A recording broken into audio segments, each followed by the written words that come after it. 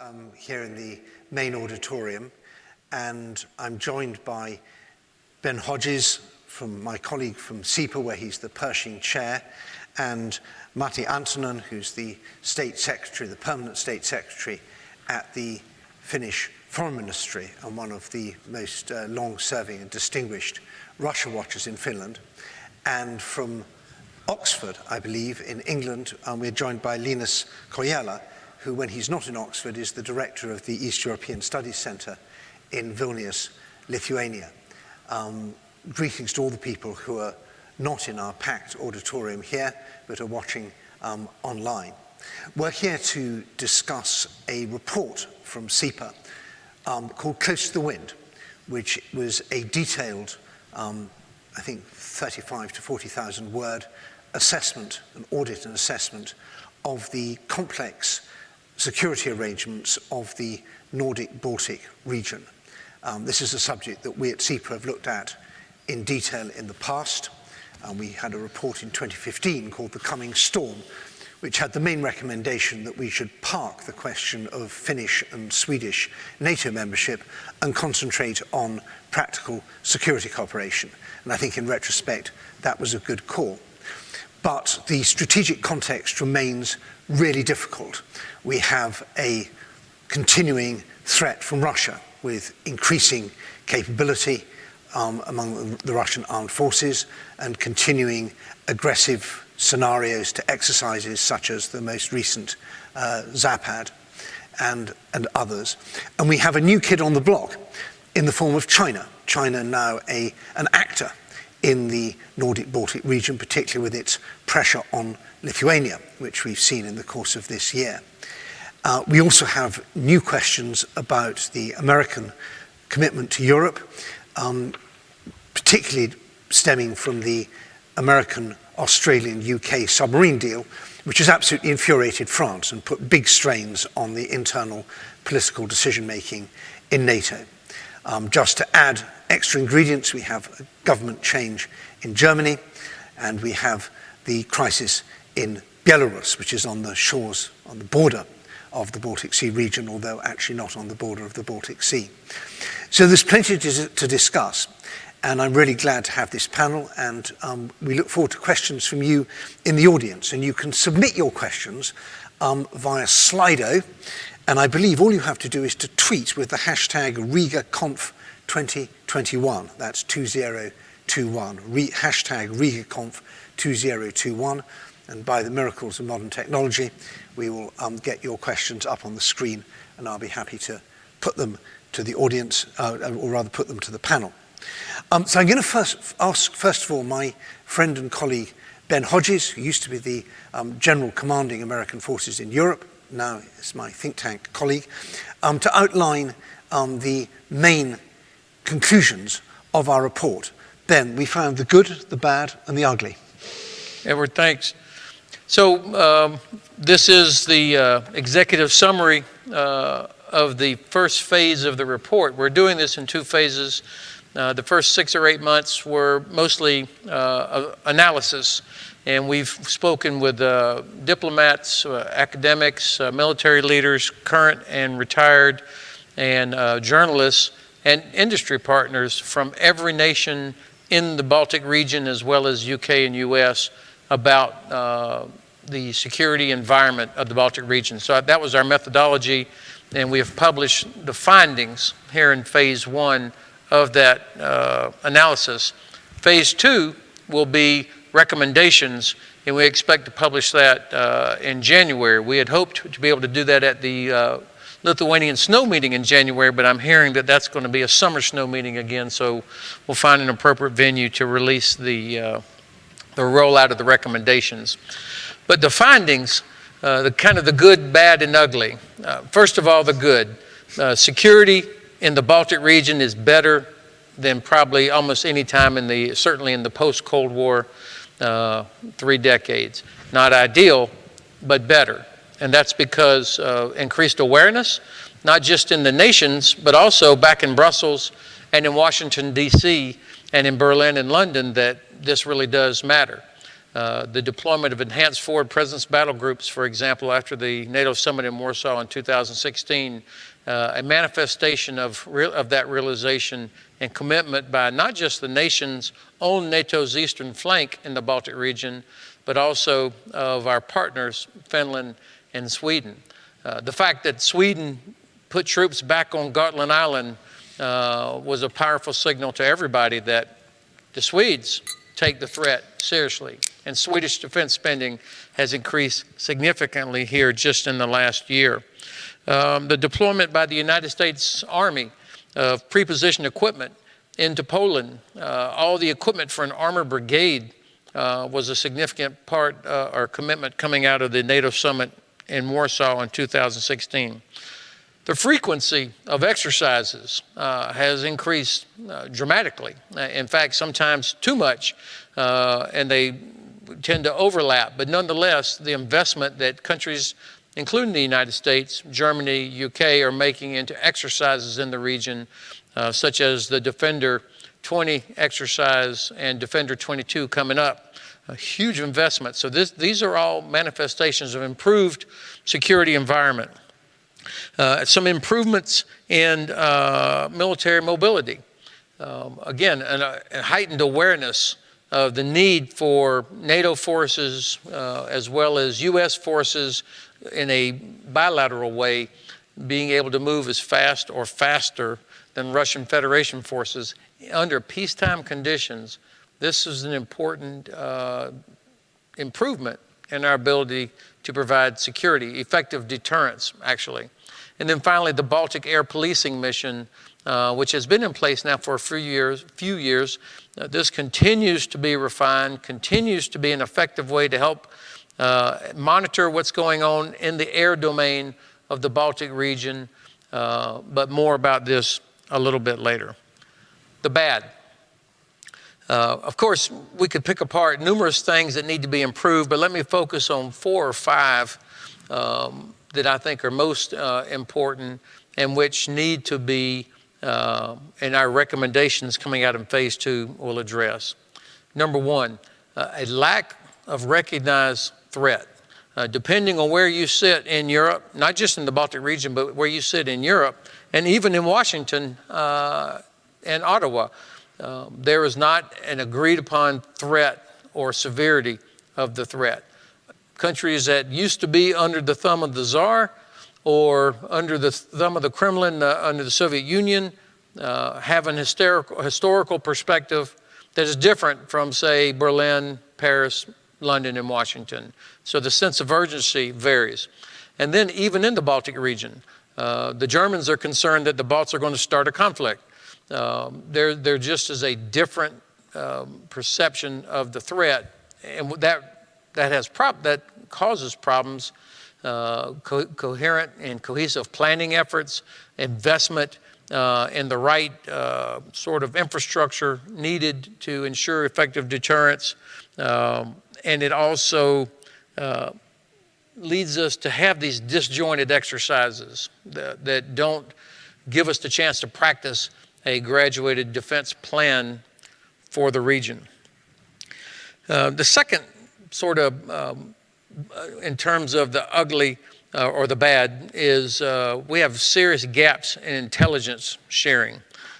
We should have a near perfect picture of everything that's happening in all domains in the Baltic region. When you think of all the friendly nations, both allies and partners, the predominance of friendly satellites and other sensors, the ability to have what we call an unblinking eye in all domains that fuses together all sorts of different types of sensors, information, so that decision makers could have that clear picture of what's going on the Baltic Sea, in the air above the Baltic Sea, and in the region around it.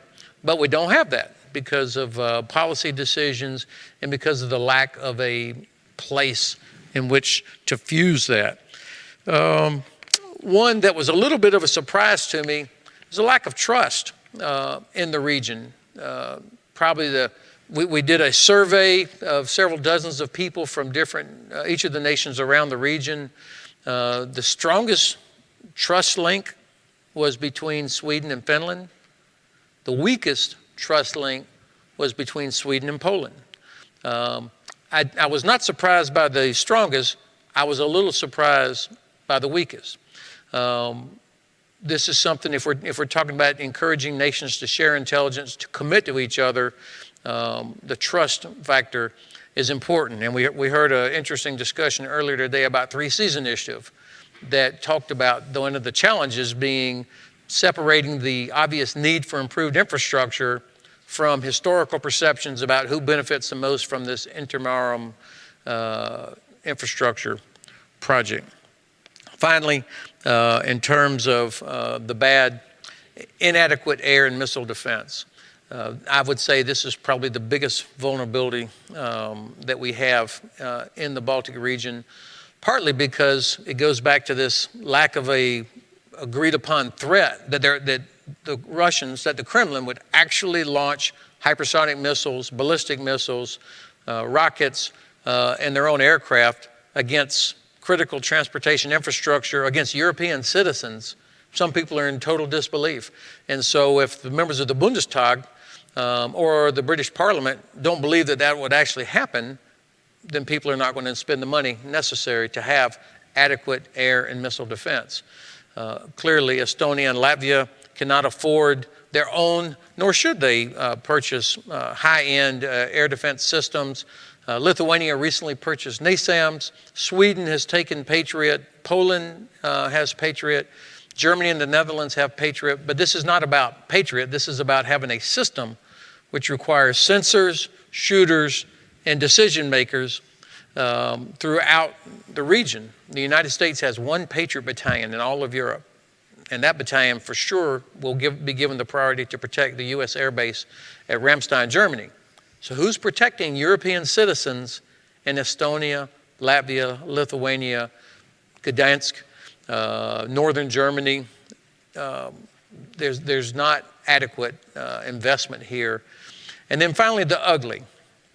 This may sound surprising, but the lack of serious exercises. I just bragged at the beginning about the frequency of exercises, but what we don't have is an exercise program that encourages, in fact, demands training to failure.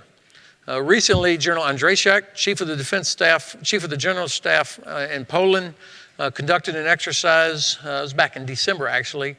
And in this exercise, he allowed it to run its course to the point of failure. In fact, in 5 days of the exercise, Russian forces in the simulated exercise were on the Vistula River.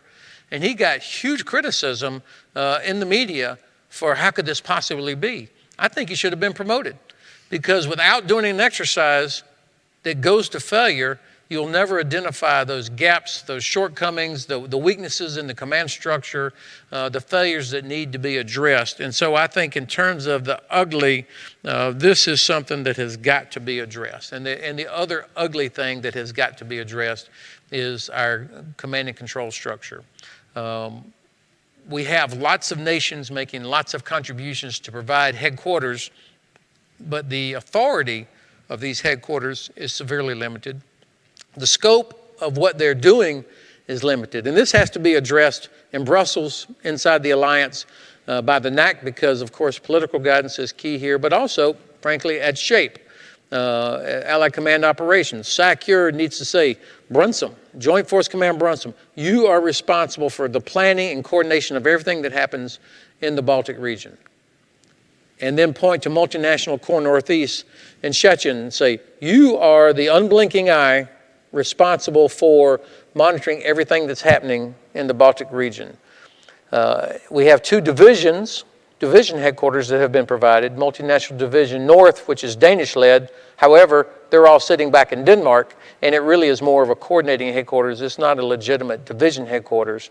And then you've got the Polish-led Multinational Division Northeast, and this is where this distrust begins to seep in, and this creates vulnerabilities that the Kremlin exploits today and will continue to exploit.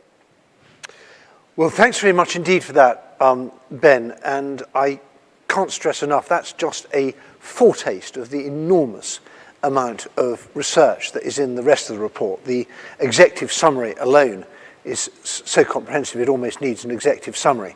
And then there's the full report behind it, and it's all on the CEPA website. I also, I think, may have misled the electronic audience here by telling them they could tweet their questions. I think what they actually need to do is go to slido.com and use the hashtag Rīga. And that may also produce questions here on the screen. But now I'm so happy we've got someone from Finland, because if I had a euro or even a dime for every time Finland had come up during our research over the last few months, I would be flying here business class. We were the praise for the Finnish national comprehensive defence, for the conscription, for the military readiness, for the resilience, for the stockpiles, for the whole of society and whole of government response, for the Ariston Helmi operation and the message discipline that surrounded that, for the JASM missile. It just went on and on and on. And some of the pushback we got was stop telling that we should not be recommending the Finnish approach to other countries because other countries are not Finland. But anyway, I had to go through the report towards the end and remove some of the praise for Finland to stop it being unbalanced. But now we have Matti from Finland to give us your reaction to the report, both to the problem that we outlined and to our assessment of the way in which the region is dealing with it.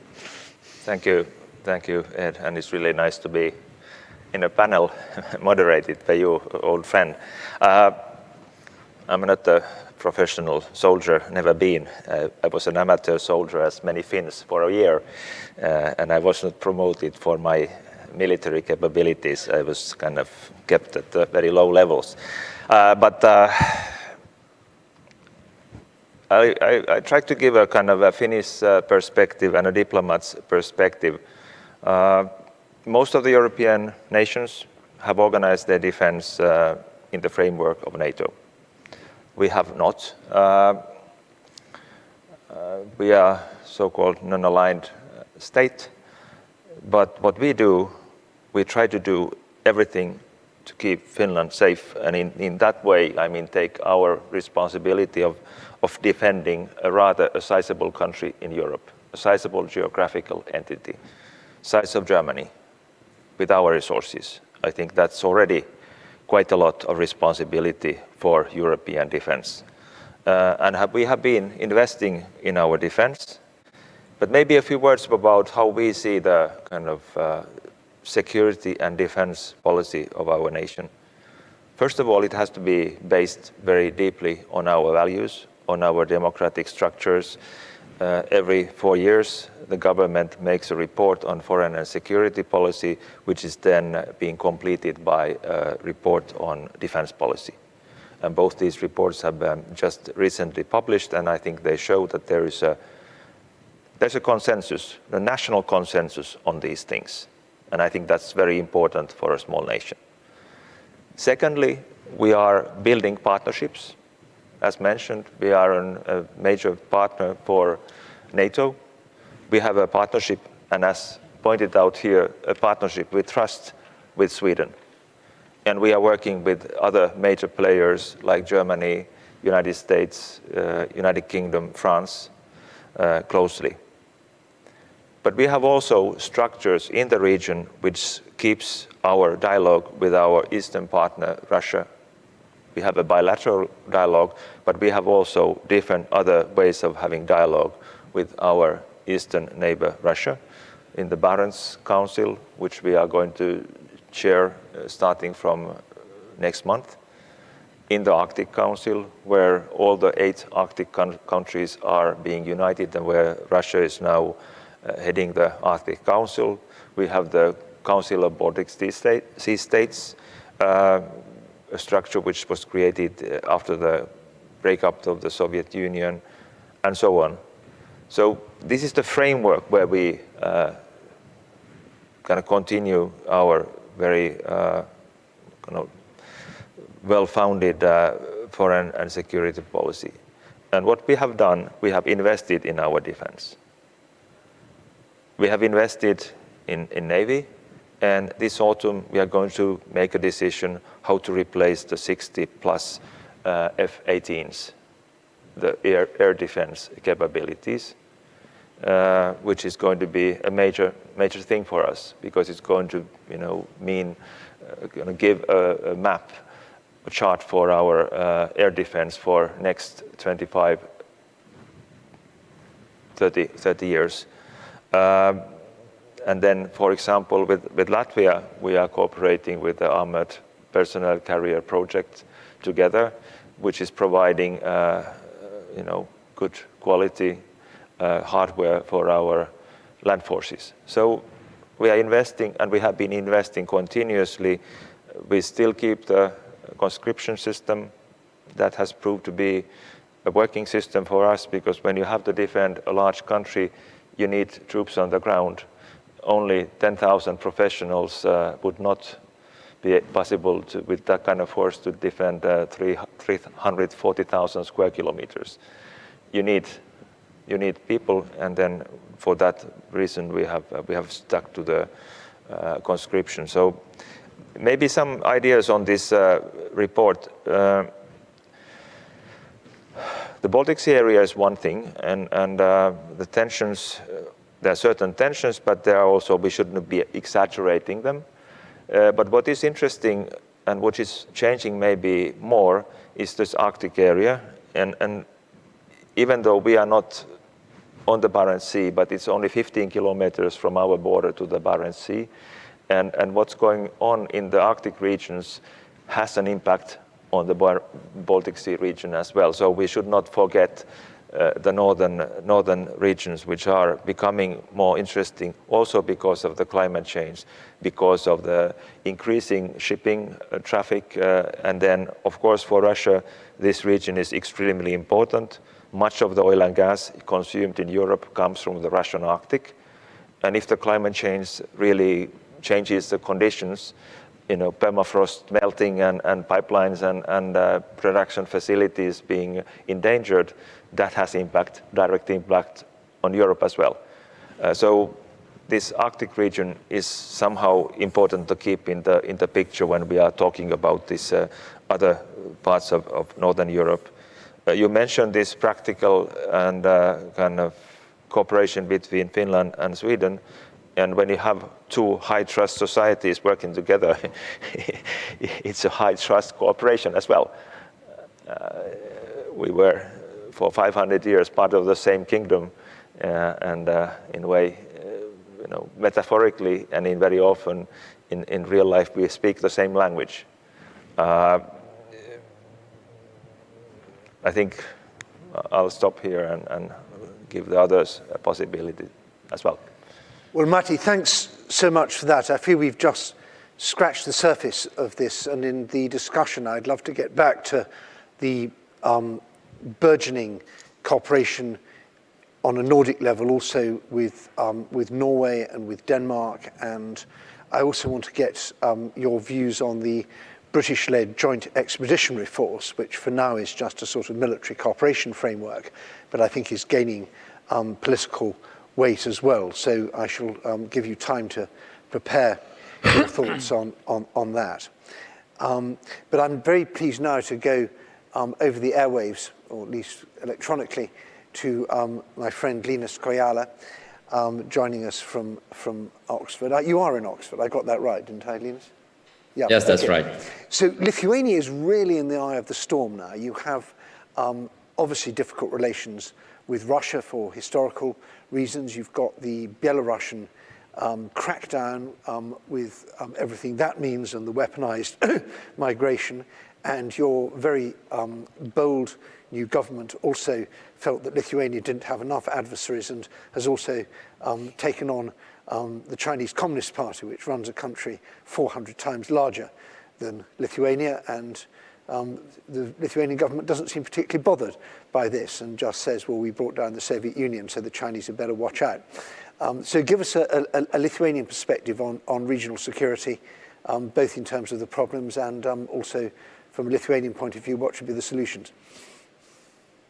Sure, thank you very much, and thank you for having me, and also for a terrific report, which is really useful not only for us, but also for those who are interested in regional security. I'll maybe start with the good, as General Hodges started. I think it's important to note that in 2024, we will celebrate the 75th anniversary of NATO, and it's also going to be 2 decades since the Baltic states joined the alliance. And I think we must appreciate that, because we have a lot of security issues. We have a lot of problems, and some of them were already mentioned. Some of them will be, but in the end, I think we are more secure than ever. And it's really important. There are many things, again, to develop, but the fact that we are in a family of Western democracies, both in terms of the European Union and NATO, is really essential. And we've also seen some better developments as well, in a sense that defense budgets have increased.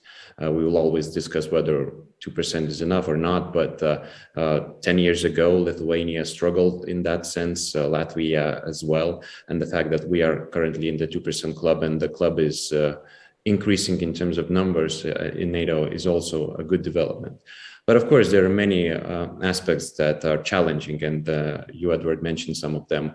I'll maybe touch upon a couple of aspects. Now, first of all, I think we all see that the global security landscape is changing, shifting. And it's important that NATO should remain the core and coherent security alliance, because it seems that sometimes, ad hoc alliances or coalitions of willing may push the overall NATO a bit to the side, or at least will not dominate in the sense that it should be. So I think this coherence of the alliance and the unity of it and ability to make decisions all together is really important, so not to leave some gaps. Now, the other aspect is, of course, the role of Europe. And I think we've had a lot of discussions about strategic autonomy and other important ideas, but I've really liked what was said recently by the National Security Advisor of the US President, Jake Sullivan, when he emphasized that it's important to be practical and specific, and in particular to answer questions what, how, and when, rather than to maybe discuss some very ambitious and bold ideas which will not be implemented, at least in the nearest future. And in that sense, I think the report touches upon, for instance, military mobility, where European Union can and is already playing a role and can really make a positive difference in ensuring that the alliance such as NATO is more effective in tackling some of the biggest issues related to security of those countries that are a bit on the periphery in a sense of their geography. The other aspect is, I think we shouldn't forget, when we talk about the Baltic states, when we talk about the Baltic Sea region more in general, we shouldn't forget that we depend a lot on security situation in Ukraine, in Moldova, Georgia, and other Eastern Partnership countries. It seems that this is not a sexy topic at the moment, the Eastern Partnership, but we shouldn't forget it, because if developments in those countries are positive, then the overall security situation changes in a positive light in the Baltics as well. If it's not, then vice versa. So I think it shouldn't be forgotten that when we talk about China, when we talk about the transatlantic relations, we shouldn't forget the Eastern Partnership and member states of this initiative.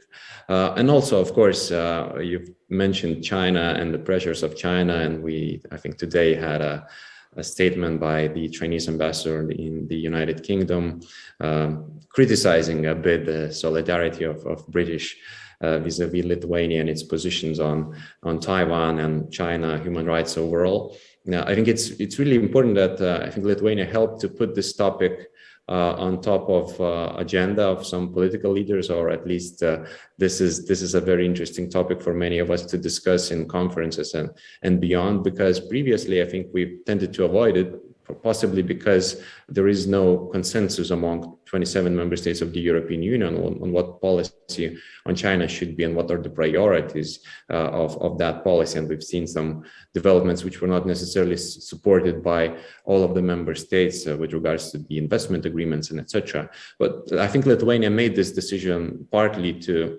focus on it and to enable us to discuss because it's going to be a topic of importance in decades to come.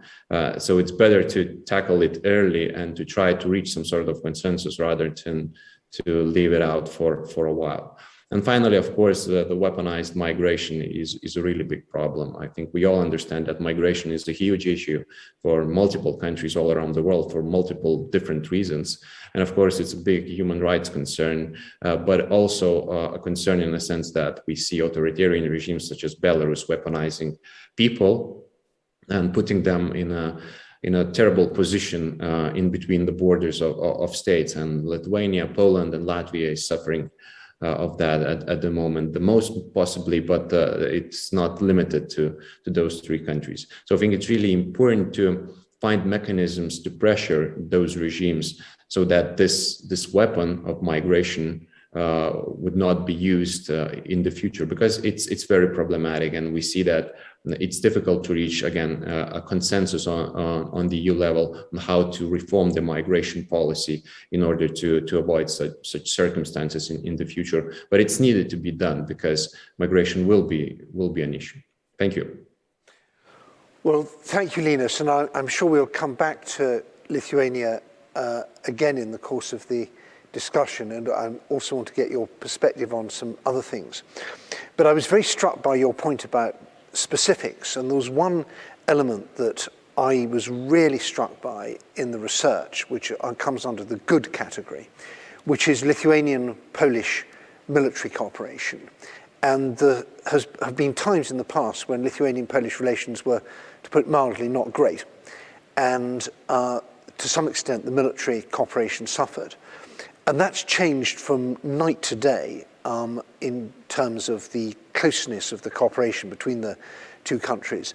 And I thought, and Ben, you've worked very closely on this with your previous report for CEPA on what we don't call the Suwałki Gap. The Suwałki Gap is a bad phrase, please don't use it. You should call it the Suwałki-Alytus Corridor, because the point is it's not a gap, it's a corridor through which Poland is connected to not just Lithuania, but obviously Latvia and Estonia. It's a really important narrow neck of land, of great strategic importance. And I guess you must be quite pleased with the progress made since you started looking at this, Ben. Well, the relationship between Poland and Lithuania is essential for a variety of reasons. Number one, this particular neck of land that you just referred to, the Suwałki Corridor, that is the land bridge between NATO and its three northern allies, Lithuania, Latvia, and Estonia. So there's one rail, there's one highway capable of sustaining heavy armored vehicles over a period of time, plus normal traffic. And then there's one little sort of country road that would quickly become unusable. And Russian forces don't have to, or forces from Belarus, don't have to sit on it to block it.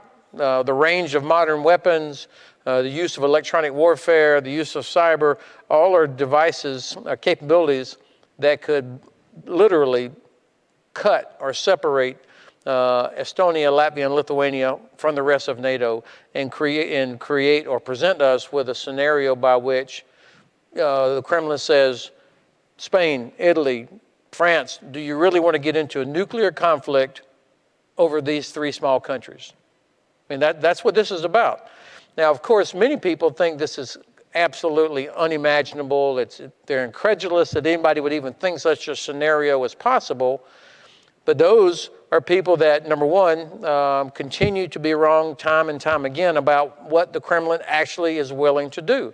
And the fact that the Kremlin has not been stopped or has not felt any punishment since their invasion of Georgia, their support for the Assad regime, which was the first big example of their weaponization of refugees, putting more than 3 million Syrian refugees on the road into Europe, knowing how that would destabilize. And that was the phrase by General Breedlove, former SACEUR, by the way. And we're seeing this same tactic again with the weaponization of refugees to cause instability. So the Suwałki Corridor could be severed by a variety of different means, and then we're presented with the possibility of a nuclear exchange, even with very small tactical nuclear weapons, which would have disastrous consequences for all of us. And of course, our job in the alliance is to keep it unlikely. And the way you keep it unlikely is demonstrating that you've done everything necessary and prepared to prevent the Kremlin from being successful at trying something like this. This is why Belarus is so important. I think probably like most of you, we're not surprised by the behavior of President Lukashenko, but I had always sort of held out hope that at least there were no Russian forces permanently stationed in Belarus. The air defense network and system of Belarus obviously is totally integrated into the Russian air defense system, but at least there were no big Russian ground troops there. However, the laughable election in Belarus, the seizure of a journalist off a Ryanair flight, the treatment of their own Olympic athletes, one of which now, of course, she had to take up refuge in Poland. And then, of course, this latest terrible humanitarian situation where they are importing migrants from the Middle East and then pushing them towards the border so that they can cause exactly what's happening now, where you've got the European Union criticizing Poland for what it's doing instead of the European Union condemning the Kremlin for enabling and supporting Belarus in this use of migrants. The last point I'd make, this goes back to my very first point about the lack of an agreed upon threat or assessment of what the challenges are. The Kremlin, I want to separate Kremlin from Russians. The Kremlin is always at war. Not in the traditional sense of tanks and rockets, but the mentality and everything that they do in all domains is a full-time at-war mentality. And if we can't accept that and don't act like that, if we don't take those serious, then we'll continue to be surprised by, holy hell, there are Russian troops all of a sudden all over Ukraine, over 100,000. Oh my goodness, Zapad exercise probably had 200,000 troops scattered around the Western Military District and in Belarus. Oh my goodness, now they have capabilities. And we continue to allow ourselves to be surprised because they are operating in this mentality and we're still, well, we need to maintain a dialogue. Of course you have to maintain a dialogue, especially if you happen to live next door to them. But the United States needs to maintain a dialogue with the Kremlin. But it's not a dialogue if it's always from your hat in hand, your heads down, versus from a position of strength. The Russians will stop only when they are stopped. I heard someone the other day was describing Finland's, and Matti, I hope you don't mind me telling a Finnish anecdote. Someone was asking that did not understand the region, said, well, they asked a Finnish diplomat, well, how many Russians are in Finland right now? How many Russian troops are in Finland? And he said, about 100,000. And the American was like, what? There's 100,000 Russian troops in Finland? He goes, yeah, they're all about 6 feet underground. And it was a powerful reminder that Russia does not fight with Finland because Finland is prepared. And that's what we have got to maintain as an alliance, working with our partners in the Baltic region to keep it unlikely that there will be a conflict. I'm reminded of the time when I think it was General de Gaulle told the American president that he wanted all the American troops out of France. And the American president replied, including the cemeteries. But Matti, I've got two questions for you, and answer them in any order you like. One is the question about our understanding of Russia, because I do think Ben's right that we are, particularly in what you might call the Old West, constantly taken by surprise. Everything that comes up we regard as a new threat when it's really an old threat. We are baffled and still often very complacent and naive. And of course, Finland has deep Russia-watching capability going back many, many decades and born out of bitter experience. So I wonder if, I'd like to know whether you agree with Ben's basic analysis of the Kremlin's kind of aggressive restlessness and opportunism and how we should do dialogue with them based on that. And then the other question, which I highlighted earlier, which I'd love your thoughts on, is about the Joint Expeditionary Force and the JEF and Britain's role, and whether we are seeing a kind of growth of a kind of, not quite a mini NATO, but a coalition of the threat-aware, the capable and the willing taking shape in Northern Europe that fills some of the gaps that we've described. So either question can go first. If I start in this order, as you put the questions, of course, I mean, we have no magic touch on these things, and cannot really should not overestimate our ability to understand what's going in our neighborhood.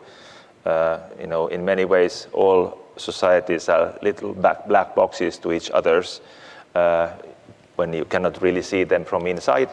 But of course, Russia has been our neighbor as long as we can see. There was 108 years when we were part of Russian Empire, and we had the opportunity to see Russia from inside.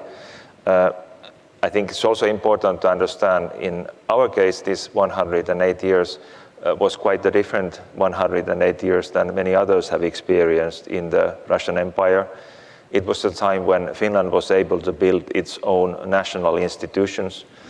The republic, independent republic, is only 104 years, but our Bank of Finland is 200 plus years because it was founded during this period. Our government is more than 200 years because we had the government for Finland also during the Russian time. We had state railways, we had everything else except the military and the foreign affairs, which were just celebrating their 100 years 4 years ago. So in a way, we were given an opportunity to build a sovereign, all the structures of the sovereign state inside the Russian Empire. An experience nobody else can share. But it's also, behind when we talk about Russia in Finland, that not all the history is kind of 100% negative. There have been also, real positive things, which I think is useful to acknowledge, because I think your view or history should be realistic. Positive and negative things should be included, and not make a kind of artificial story from the vantage point of today that everything was bad or good. Then, when talking about dialogue, and that's through dialogue we try to keep this relation going. We are not agreeing on everything. It's quite clear. We have two countries with two different systems. But what is good now is that Russia is not anymore a communist superpower, because that brought a lot of extra problems to our relationship. And we are very happy that those extra problems are not there, because it's easier still to work, much easier to work with a sovereign big country on your doorstep when it's not adversarial ideological sense. Russia is a market economy, how democratic we can discuss, but anyway, it's not a communist totalitarian state. And that's a positive thing. Then what we find a kind of big question of the coming years is that, as Mr. Putin, the president, said this week, Russia wants to be carbon neutral by 2060. The Chinese president has said the same words. But when we think, what does it mean for Russia that world becomes carbon neutral? For a country which is very much focused on production of hydrocarbons and their export, this is going to be a major thing for countries like Russia, Nigeria, and other oil producers. And we have not really thought about what it means, for this country in the European context, because I'm quite certain that it will have major impact. Now it's a country dominated by very big, often state-owned oil and gas companies. I mean, that's the kind of backbone of the economy. When they are not anymore the backbone of the economy, what is the backbone of the economy, and how that interacts with the political system? Because that probably interacts with the political system in a different way than the present very large company around economy, which is organized around very large companies. And that's something we are not really thinking about, but I think we should be thinking, because the day-to-day surprises we are going to have also in the future, but we should not be surprised if something big like this systemic change happens. And we have to take care of the today, everyday's contacts and understand what's happening, but we should be also thinking a bit more long-term, what kind of a future this major European country has and how this is going to influence than us. Concerning this expeditionary force, I mean, that's part of our idea to have good relations with direct relations with major European players like UK, France, and Germany, and this is in the framework of that. And we'll see. It's rather a new thing, so very difficult to assess what kind of impact it will have. But it's part of the kind of structure where we have relationships with all the major players, and especially now when UK is out of the European Union, we cannot have that kind of a dialogue inside the European Union with the United Kingdom. Thank you. From what I hear in London, we are expecting some big announcements on the Joint Expeditionary Force, so watch this space. We've got some questions coming in from Slido, and I think one for Linus here, which is, should the Arctic issue be securitized? I think that means become a security priority in the 3 Baltic states, given that it's such an issue in Finland. And it may seem a strange question that obviously the Baltic states are a long way from the Arctic, but actually looking at the map of Europe can be a bit deceptive. I always tell people, look at the globe rather than looking at the map. The nearest NATO capital to North Korea is Tallinn. Not many people know that. Linus, give us your thoughts on the Arctic. And there's also a second question. Is Russia still capable of divide and conquer politics in the Baltic Sea region? Nord Stream 2 is one example. Can the Baltic Sea states prepare against this? So we clearly see Russia playing a role in its energy politics towards Germany. But is that a one-off, or do we see other divide and conquer tactics? Your thoughts on that? Well, thank you very much. I'm certainly not an expert of Arctic, but I think it's an arena of geopolitical struggles, and it has a huge impact overall. So it has an impact on the Baltic states as well, and on the Baltic Sea region in particular, because some of our neighboring countries prioritize it more than we do. I think the problem that we have in Lithuania, at least, and possibly in other Baltic states, is that we don't know much about the Arctic issue. We are not an expert of the topic, and it might be a little bit complicated in forming a position on this particular issue because it's so complex. So we will probably follow the examples and policies of our allies and neighboring countries rather than form our own position straight away, because it's just too complicated and complex. With regards to Russia and divide and conquer, I think it's been a policy of Russia since whatever. I mean, it's the way that I try to have an impact on many countries, not only those in the Baltic Sea region, but it hasn't worked out well, I would argue, as we see with those developments that took place over the last couple of decades. And in energy as well, even though Nord Stream 2 has been implemented, and that's a huge setback, I would argue, for European Union's energy policy, and that was also said by representatives in the European Commission, not only by certain member states. Now, I think the overall tendency to move beyond dependence on Russia is there. And one of the policies that probably is most problematic for Russia in the long term, as was previously mentioned, is the European Green Deal.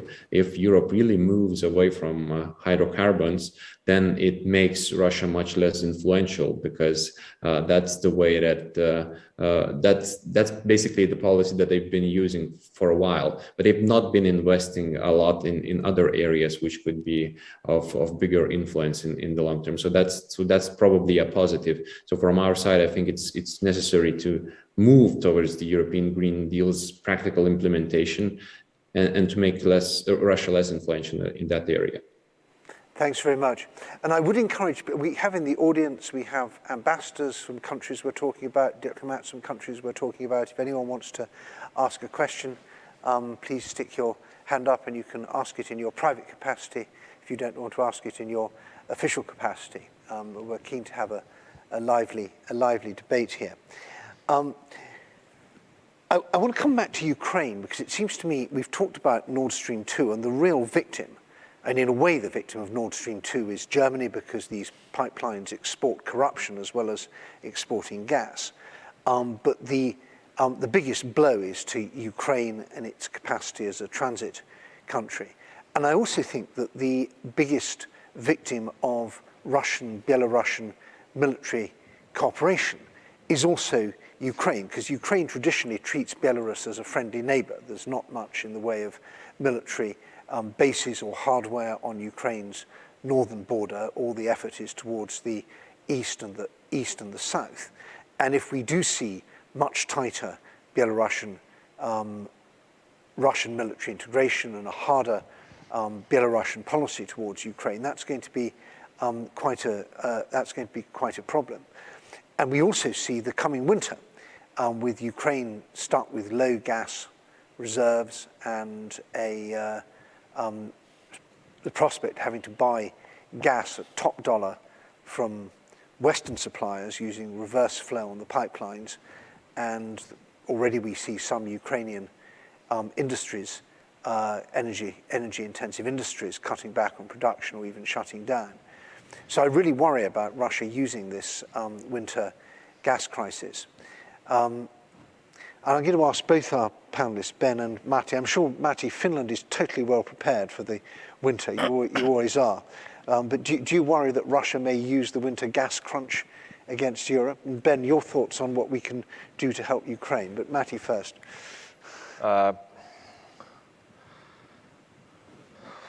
We have done quite a lot, and in 3 years' time, basically we will be carbon-free in our electricity production. We are investing in nuclear, we are investing in wind, solar, and bioenergy.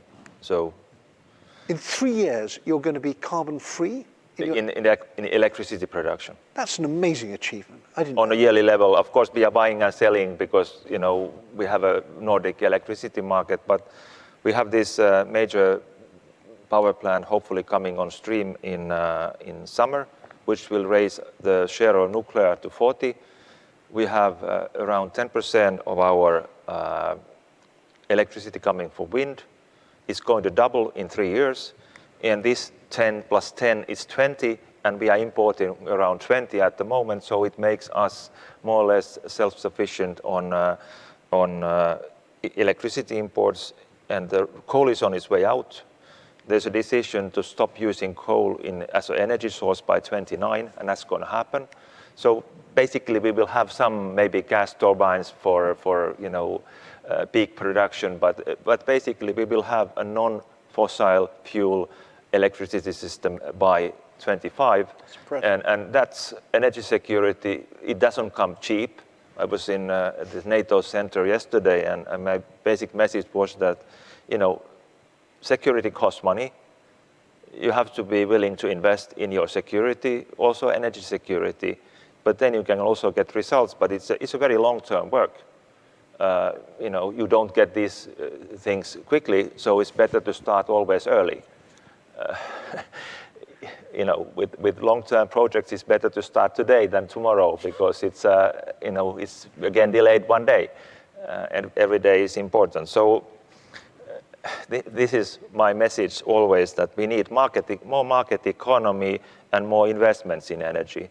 And then market economy is quite good at taking care of many problems we have when we have the right incentives to use those tools we have at our disposal.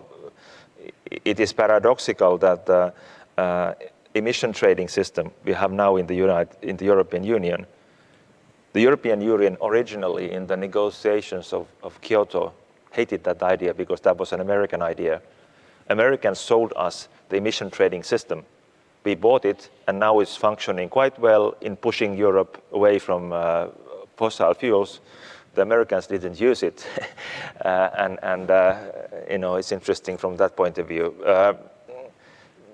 Europe is all too dependent on fossil fuels, and we should have been working much earlier and much harder to get rid of those it would be good for climate, it would be good for our environment, and it would be good for our security. Unfortunately, not enough was done.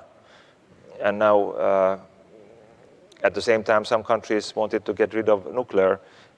Somehow you have to produce this electricity, and it's becoming even a more problem when you don't have this nuclear capacity. It has to be replaced by gas because you cannot replace that with coal.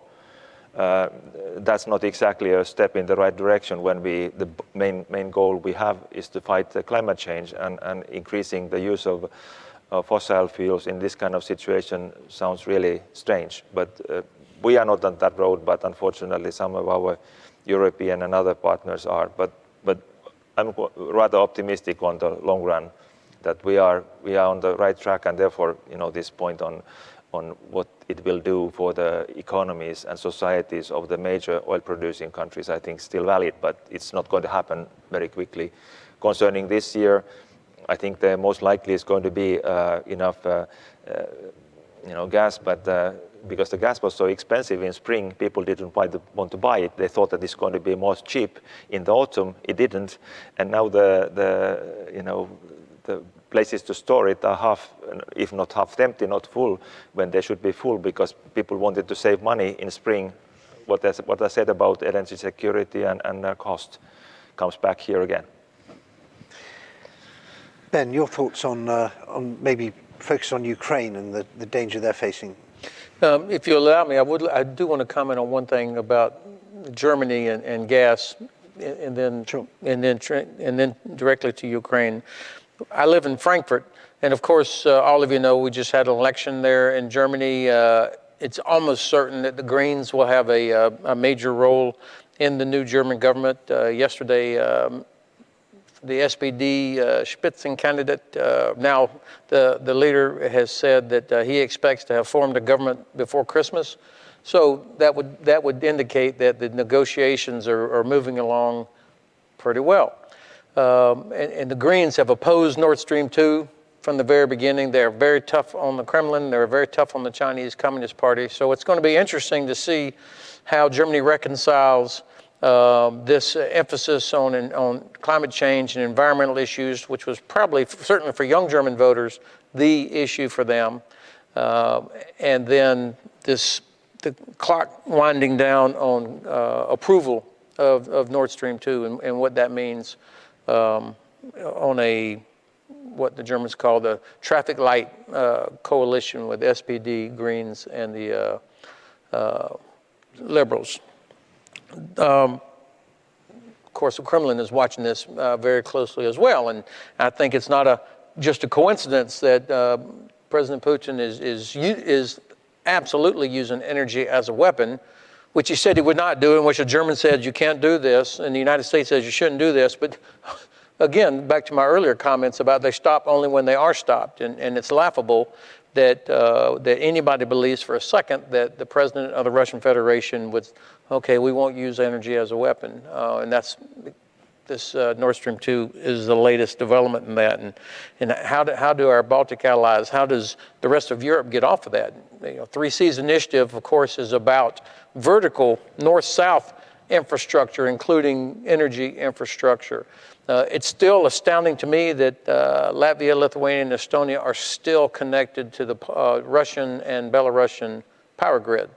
I think you and I together were in Lithuania about 2 or 3 years ago, talking to at the Energy Center of Excellence, and there was a plan that we were going to do this big test to show that we could delink, Lithuania, and it still hadn't been done. And this is incredible to me. I think, Matti, you're exactly right.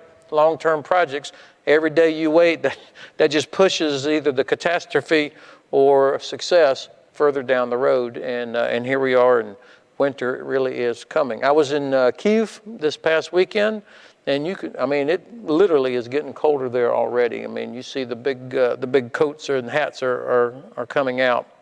And that begins to focus people's mind, and you start looking around, where's the heat coming from?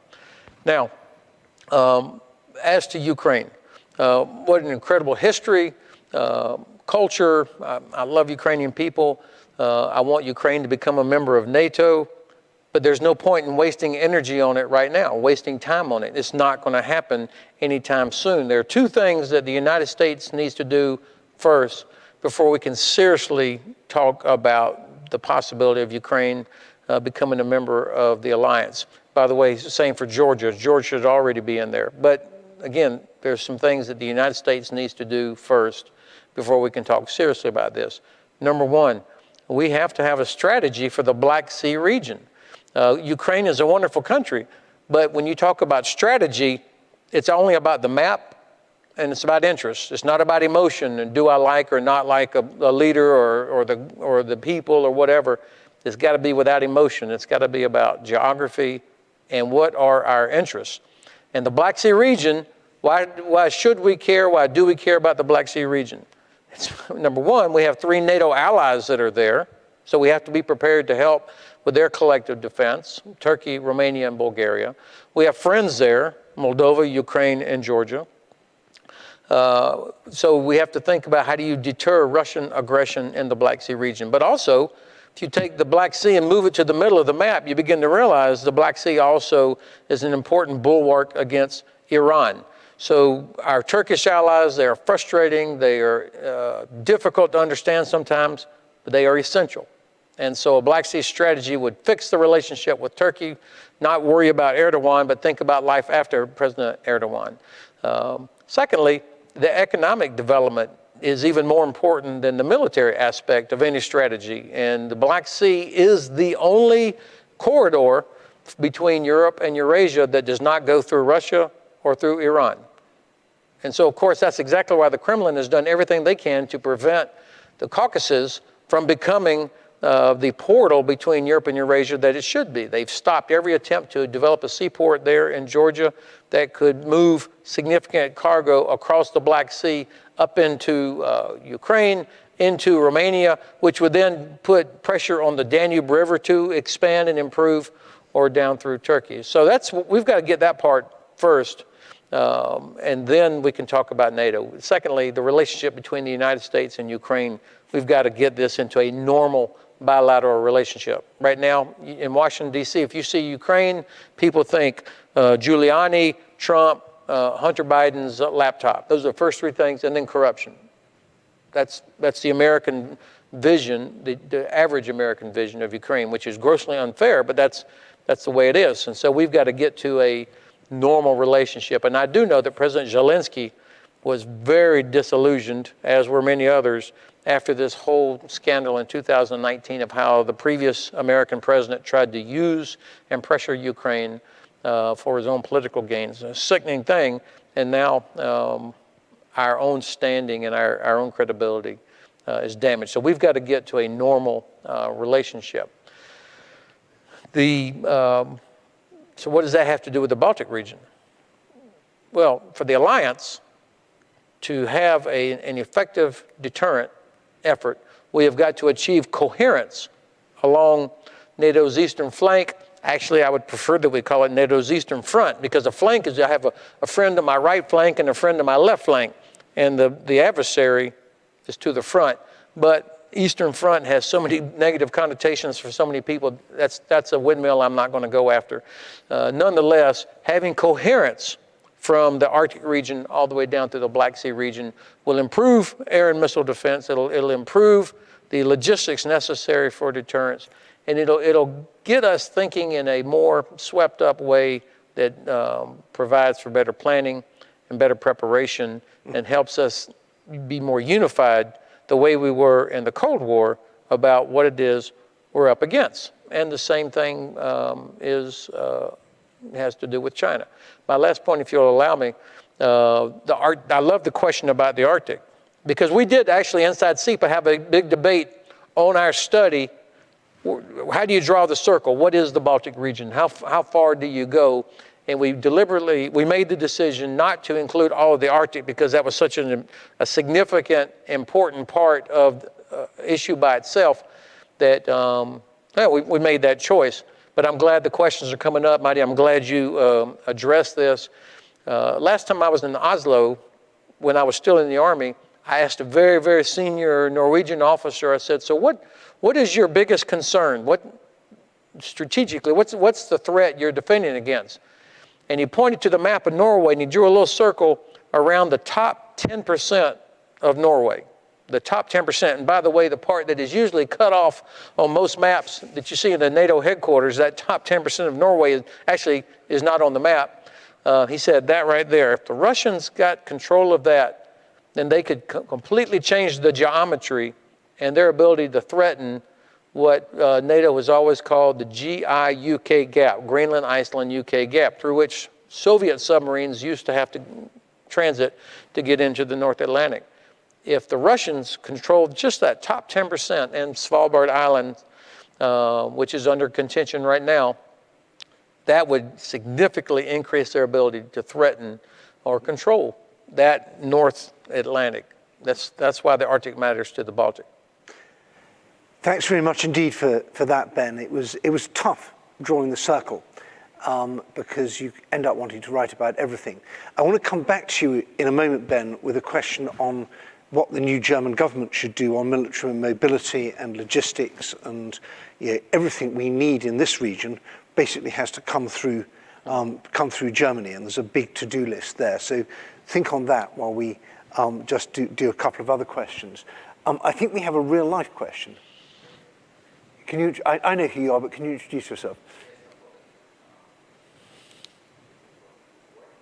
Just shout, or I can repeat it. And sorry, say who you are? Yeah, and who are you? Right.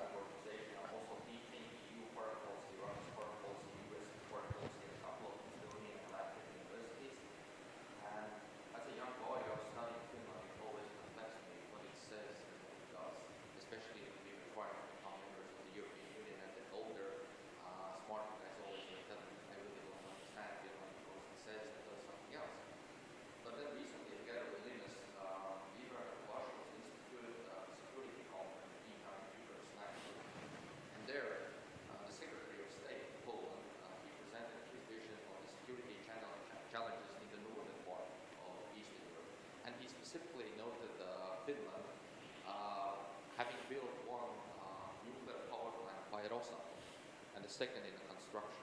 And now we're debating all this like energy, green energy, secure energy, and safe energy in the long term, and diversification from fossils to something else. And the question is like to the Finnish State Secretary, of course, do you see a problem, such huge interest groups as Rosatom being a part of Finland's and Nordic energy infrastructure and market? I think it's a security challenge. So this is a question from Sandis Strada, from the very well-known Latvian security expert, and he's asking, is it a problem for Finland that Rosatom is part of your nuclear power future? Matti, do you want to answer that straight away? Yeah, I mean, we have at the moment 4 reactors in Finland. They're responsible for some 28% of our electricity. 2 of them are former Soviet Union. I mean, they're produced by the Soviet Union. This VVR 440 reactors, and then 2 ASEA-Atom Swedish ones with the Swedish technology. They have been working. All of the 4 have been working fine. Now the question is that whether we will be prolonged the 2 Russian reactors, because they are the earlier ones. They have Soviet basic technology and then Western security. They have been probably one of the best reactors ever producing electricity for the markets, reliable and safe. And so we have no complaints from that point of view. And their fuel systems come from the East because they are Soviet made, and they are taking the Soviet type of nuclear fuel as well. Now then we have this French German ASEA, the Areva Siemens plant, which is now going to be built at the same site where we have these 2 ASEA-Atom reactors in Olkiluoto. It's been delayed by 10 years. Now hopefully it should be up and running. They are very close of charging the nuclear fuel and starting their kind of trials operations winter, and by summer it should be producing. It's really big 1,600 megawatts. So really a major one. And now then there's a kind of another project in northern Finland where Rosatom is providing again the core of the nuclear reactor. Then much of the other equipment comes from other places, as they usually do, and then they own around 1/3 of the plant, but they have not yet the permission to build.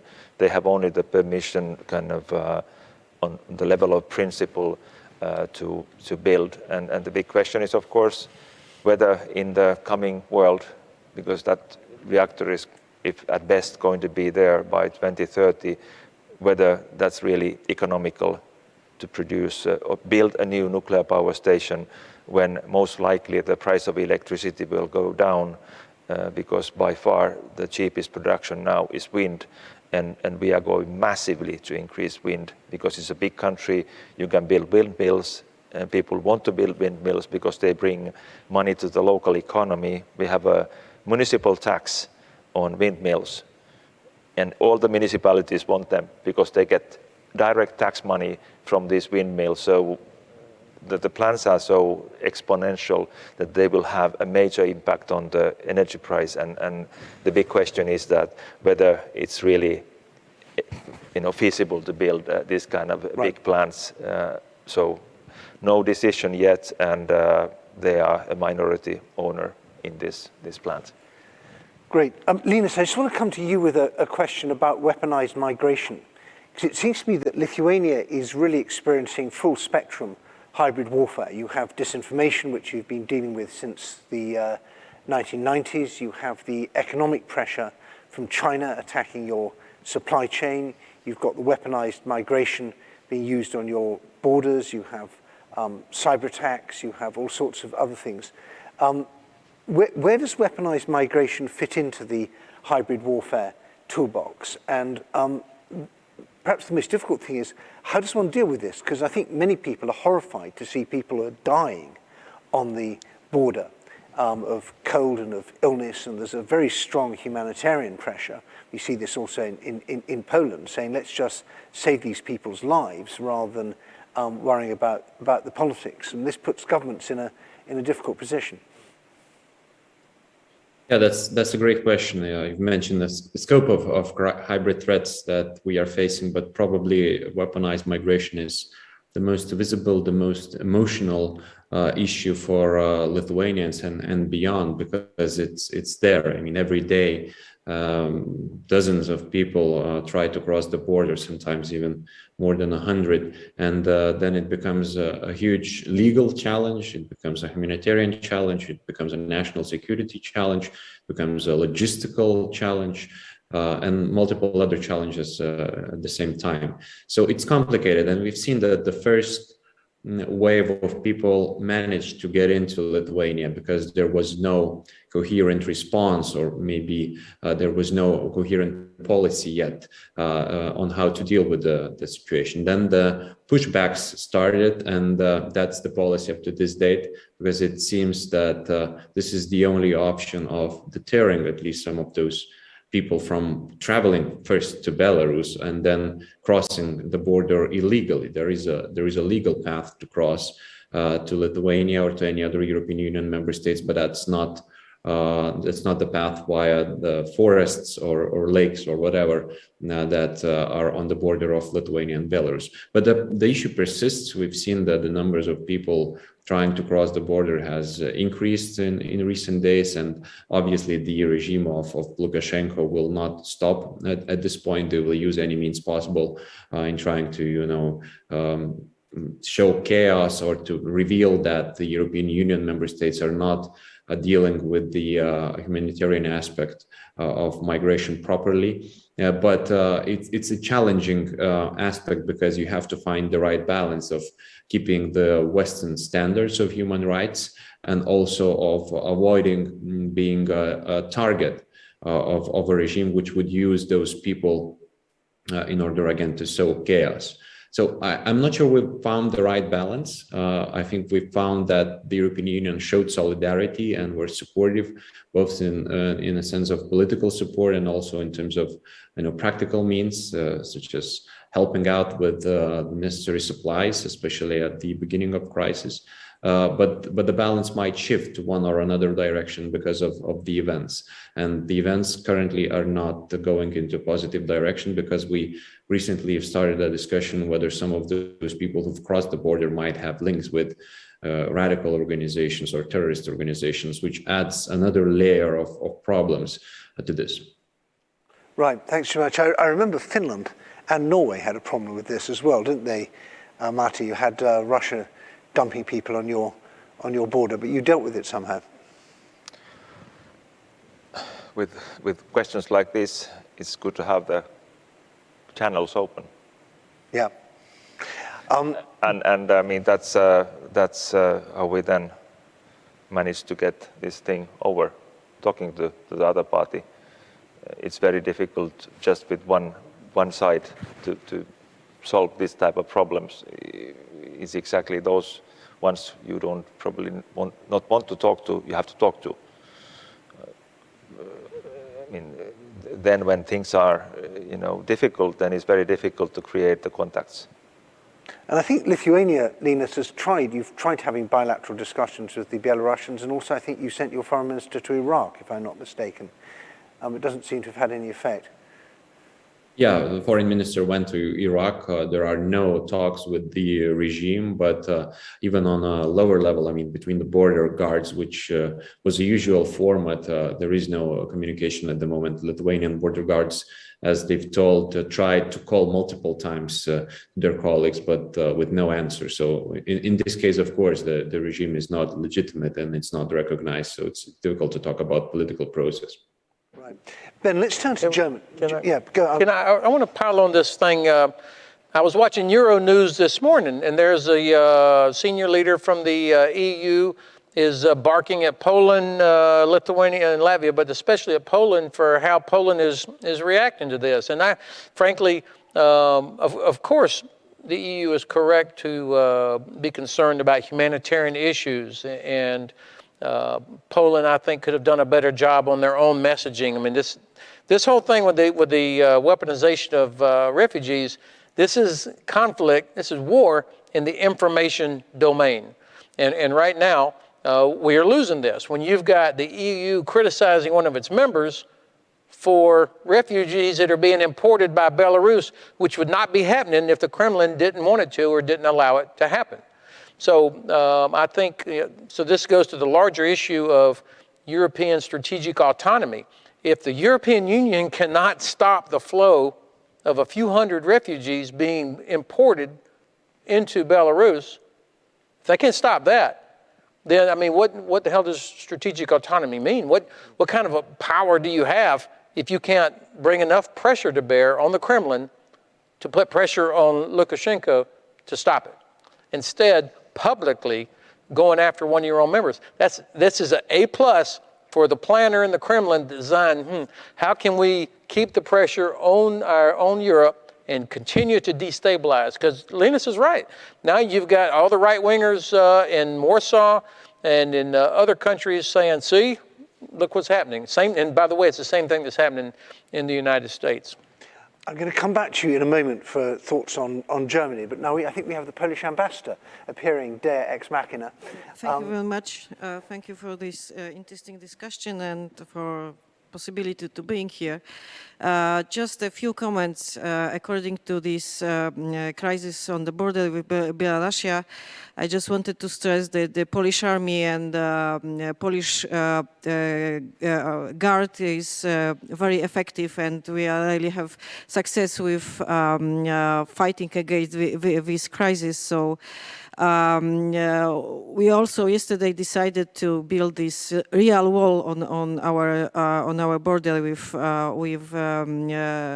Belarus, and we really have an excellent cooperation with Lithuania and also the other Baltic states. Our prime ministers are in direct contact. So I think it's also very important because 3 of our 4 prime ministers, because it was also Estonian prime minister who had common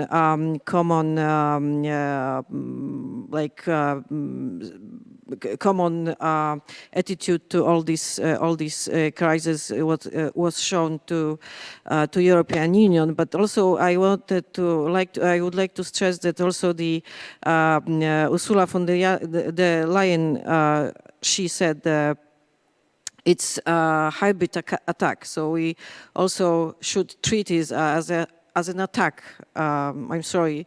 So what we really need from European Union, however, we have already all this support and understanding, but not like push Poland but making more supportive attitude toward all this question, not blaming us and other countries that we are not like, we don't have these humanitarian rules and so on. Like, no, we are in a very critical situation, and we really need support and understanding from other countries, also from other political groups. This is the first, and the second, according to this Nord Stream 2. It happens what we want, and what we just like, we said the story how it happened for last 10 years already, or more. It was like 15 years ago. We started the discussion about Nord Stream first and Nord Stream second now, and Nord Stream 2. And what is going now in Europe? Are the gas prices rising up? And it's political question, and also it's what Russia is doing. It's pushing Europe to open the Nord Stream 2 because of this prices rising up. And Poland, it's doing its own work. We are making our security stronger and stronger, as our Finnish colleague said. Now we are like finishing the Baltic pipeline. We will open it next year. This is the first what we are doing now, and the second, before yesterday we opened the gas storage in Kashuby, the big one. So this is also the second thing what we are doing for now moment for our security. And what is very interesting, that Latvia, for example, and Poland, we have enough of our gas for the winter. But what about the other part of Europe? Yes. This is also the Germany. So I'm sorry for this, like, very direct. But who is the winner? Thank you very much. Well, thank you, Ambassador. And I do think that those warnings from Poland and from the Baltic states and from other countries starting in the 1990s looks so prescient now, and it really annoys me that it's still a source of surprise in what one might call the Old West, that these problems arise. And maybe when you write your memoirs, Ambassador, it should be called I Told You So, or We Told You So, because you did, and they didn't listen. Ben, in the final few minutes, I just want to turn now to this vital question of military mobility, because everything really depends on moving stuff around quickly. Russia has shown in Zapad and other exercises that it can move huge numbers of people and of equipment over long distances in very short space of time, and they get better at this every year. And we are not as good. We take months and months to prepare in carefully scripted exercises where there's no possibility of failure. And the infrastructure just isn't there in many cases. We've lost the kind of the muscle memory and the physical capacity that we had during the Cold War. And Germany's crucial in that, and you live in Germany. So give us a few minutes on what your advice to the German government would be, the new German government, about fixing this problem. Well, the military mobility, let me explain why this matters. This is about giving political leaders options other than a liberation campaign. This is about the ability of the alliance to move military capability to a place before the crisis happens, to communicate to the Kremlin that we see what you're doing, we see what you're thinking, Do not make a terrible mistake. We are prepared. That means you have to move armor, aircraft, logistics, all the stuff through the Suwałki corridor, or perhaps down to Romania as fast or faster than Russian Federation forces can do it.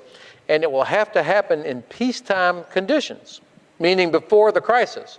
And no political leader is going to want to do something that looks like escalation. So that means we've got to be able to move where all EU and national road regulations, weight restrictions, border crossing restrictions, all of that is in effect. That's very hard, much harder than I would have guessed before we started working on this. And by the way, our friend that all of you know, Professor Julian Lindley-French, he's here in Riga.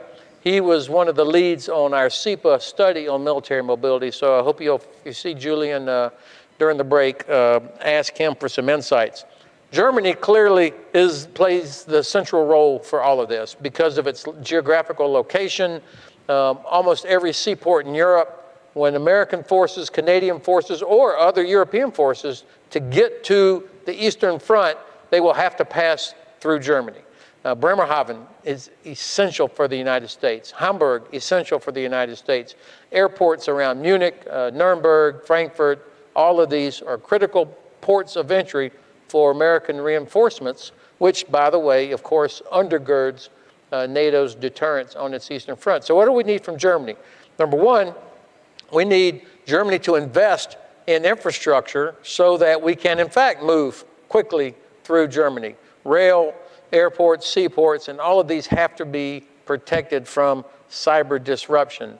So I think in order to incentivize, and by the way, every German I know thinks that Deutsche Bahn is not all that good. Even though it's better than just about any other rail system in the world, the Germans are like, oh, it's 2 minutes late here and there and there. And there is not enough, capacity to carry armored vehicles that the alliance needs. So why not incentivize Germany to invest more in this by giving them credit towards 2% on what we really need? I mean, we expect nations to invest in air defense, missile defense capabilities to protect against rockets, but yet the most likely threat against the port of Bremerhaven is not an Iskander missile, it's cyber that would shut it down just as effectively. So we should incentivize them to invest in cyber. Secondly, the PESCO project. This is I'm sure most of you know, the European Union has established PESCO, the Permanent Structured Cooperation, as a mechanism for solving a lot of the security problems. One of the specific PESCO projects is on military mobility, with the Netherlands as the lead nation, Germany as a supporting nation. This is the project through which millions, hundreds of millions of euro would be invested into the necessary infrastructure. Unfortunately, it feels like most of that money is going towards improving the tunnel between France and Italy so that vacationers can move more quickly to go to the Alps versus enabling Allied armor columns and formations to be able to move quickly into Lithuania and Latvia. So this is where PESCO, I think, needs some serious pressure, a unified effort. The United States, Norway, and Canada have all asked to join as third-party nations. Germany should say absolutely yes. Paris, quit whining about it. Yes, let's get the United States involved in here because they'll bring real emphasis and resources.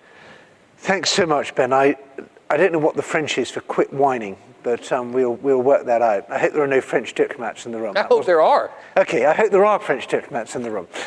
Please send this message back to Paris. We've just got 2 minutes left, so I'm just going to ask Linus and Matti just to give us one practical thing that we could do in the next 12 months that would improve Baltic Sea regional security. Matti, you go first. Difficult to say what's the only thing, but I think how we see the world ahead is that it's becoming more and more digital, and I think European level and the regional level, the cybersecurity can and should be improved. None of our functions will be there. The schools, the ports, the health system will not be there if we cannot work in a secure and a reliable manner. And this is going to be a big thing for Europe the coming years and coming decades. It's going to be a big thing for the world and for this region as well. A lot more is needed.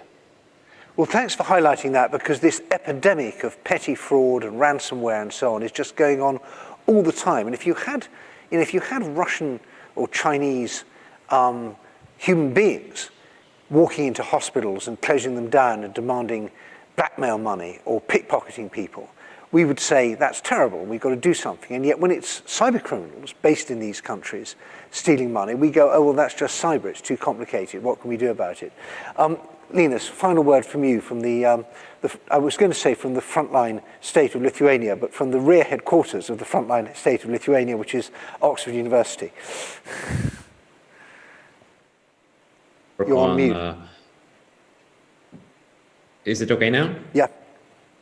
So very shortly, I think we should work on common migration policy. I think that's very important for the whole of the European Union, and it's difficult to expect a radical reform in 12 months, but I think we could work on it. And I would love to see one element in this being a big humanitarian mission to look after the migrants inside Belarus. I would love to see a field hospital or some other, it's so heartbreaking to see these sick kids and sick people and the Belarusians not looking after them. And I think if there was anything that we could do either at an EU level or from the Polish, Lithuanian, Latvian level to show that we are not hard-hearted and trying to, through the Red Cross or through some other means, to provide basic humanitarian care, that would be a very important part of the values message. So thank you very much. I'm Edward Lucas from CEPA. I've been joined by Ben Hodges, my CEPA colleague, Matti Antonen, the Nestor of Finnish Russia Watching, Linus, who will one day be the Nestor of Lithuanian geopolitics from Oxford University. Thanks very much to our hosts here at the Riga conference, to the people in the hall and the many more people who joined us from outside, and look forward to seeing you at the next session, whether it's atom to atom or electron to electron. Thanks very much.